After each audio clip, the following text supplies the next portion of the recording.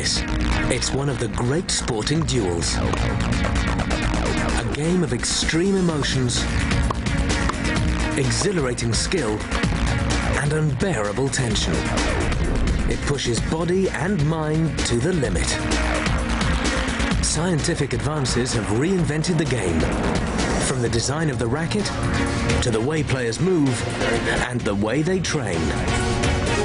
Science tells you where to hit the ball, how to get to the ball more quickly, and how to keep your mind focused.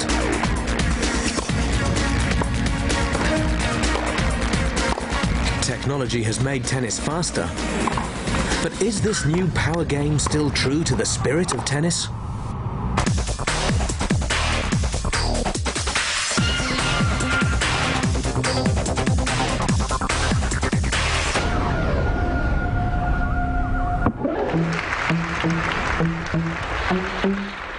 The Albert Hall in London.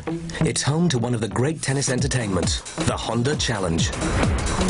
The tournament reunites legends like John McEnroe, winner of 7 Grand Slam titles, former Wimbledon champion Pat Cash, Boris Becker, the German who stormed to victory at Wimbledon aged only 17, the great women's champion Martina Navratilova, winner of 18 Grand Slams, the elegant Henri Leconte of France, and the clown prince of tennis Mansour Bahrami. These players can afford to relax a little nowadays. They've reached the top of their profession and have the silverware to prove it.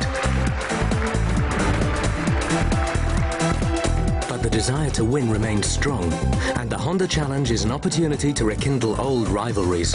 You won't find John McEnroe slacking on the senior circuit. I don't play as hard as I ever did, but I play hard. Harder than the average 27-year-old. Nor has Boris Becker lost his competitive streak. I've been beating most of the guys in the former circuit, and it would be awful to lose to him now. These former champions were part of a tennis revolution. They were witnesses to the great technological leap from wood to graphite rackets, which created a new breed of player and a new style of tennis.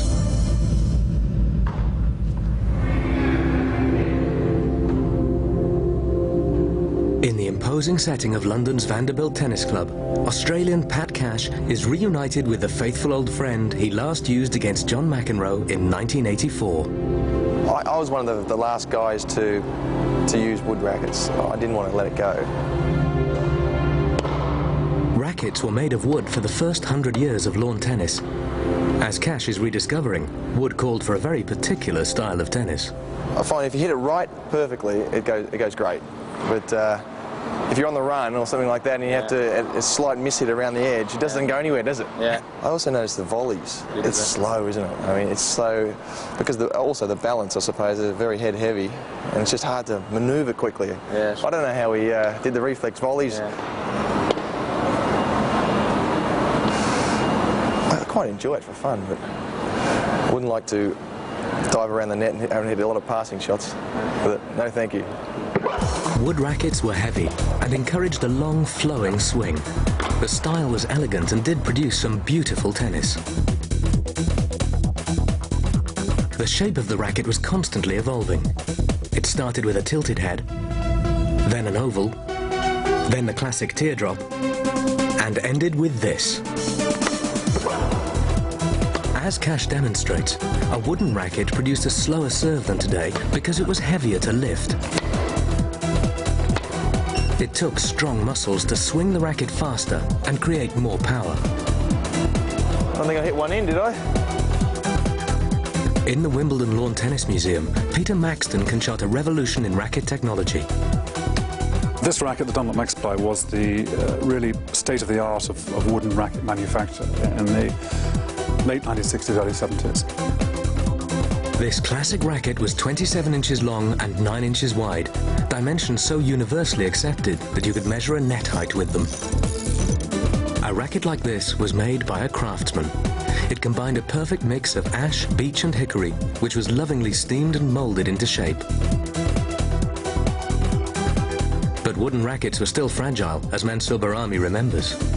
I used to, before play, in one match, I could break 3-4 rackets, hitting it on the ground while I was playing. And, they were heavy, they were like, rackets were like 500 grams. These limitations were seized upon by American engineer turned inventor Howard Head. He'd taken up tennis in his 50s, but was so wild at the game that his friends called him Scatterball. He decided to make the game easier for himself by the simple act of making the racket bigger. As you can see, the MaxPly fits comfortably inside. This is about 25–30% larger than the MaxPly head. He realized that anything that would make the game easier to play would be a great advantage. That would attract more people into the game. And by having a larger headed racket, you could mistime the ball slightly, or you could make a mistake, but the ball still went back over the net. And also for older players, they could, these reflexes are getting a bit slower. It was an ideal racket for them. Howard Head was not the first person to think of a larger racket, but he was the first to successfully market it. He used aluminium instead of wood because it could withstand the higher string tension needed on a bigger frame. But aluminium was soon overtaken by lighter, stronger materials used in space technology, such as graphite. Mass production replaced craft, and wood was on its way out. Stars like Romania's Ilie Nastase, McEnroe and Cash remain divided over the benefits of the new racket. I think I play my best tennis with a wooden racket, and so Lever and McEnroe and other guys, they play unbelievable with this racket and board. But again, it's much easier to play with the new rackets, and just to learn probably it's easier, because when you're little, maybe it's not so easy to start with a wooden racket.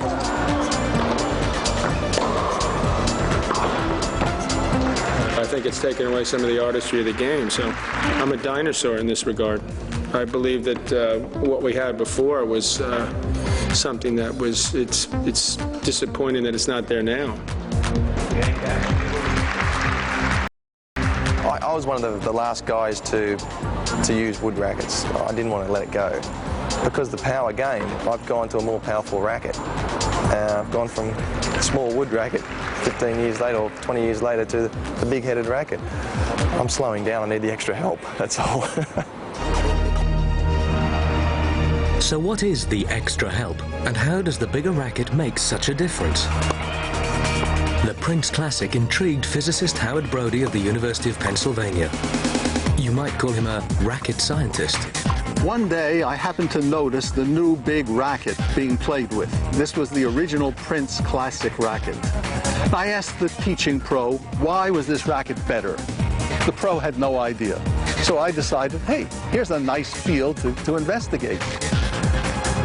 The tennis court has become Brody's outdoor laboratory, where he can show why the wide-bodied racket makes tennis easier. Using a rod with weights to mimic a racket, Brody shows that with the weights close together, it spins uncontrollably.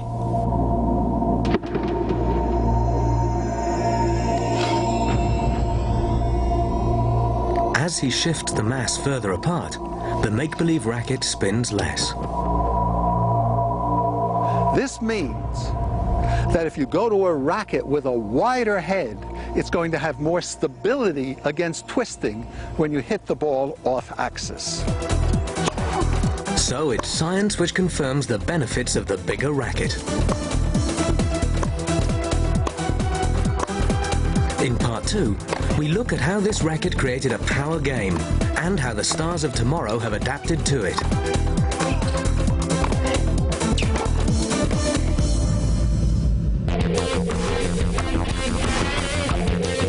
Each winter, the world's top under-19 players gather in Miami, Florida for the Orange Bowl International Tennis Championship. These stars of the future have grown up using modern rackets, and they've developed a hard-hitting style all of their own. The strokes they play are new, their grips have changed, and their body movements are different. They have to be faster and stronger, because tennis today is all about power. But where does the power come from in the game of tennis? One source is from the energy generated when the ball hits the strings. Physicist Howard Brody explains. When the ball hits the strings, two things happen. The ball compresses and the strings deform. The strings then snap back, the ball snaps back, and out it goes. The bigger racket has approximately 7 feet, 2 meters more string length than its wooden predecessor. It creates a bigger rebound and propels the ball even faster. Strings are a very personal thing for players. They choose tensions that suit their style of tennis. For example, looser strings give more power but less control. But technology has been unable to improve on tradition. No one has yet invented a superior material to natural gut made from cow's intestines. Gut is more elastic than synthetics, particularly as you go to higher tension. Gut retains its elasticity at high tension. When you take a nylon or some other synthetic and you stretch it, it starts out being very elastic, but as the tension gets higher and higher, its elasticity goes away. So you don't get a good hit from the ball. However, gut is expensive and only used by the top players. A specific tension creates a musical note. Professionals become so attuned to their strings that they can hear when they've lost tension.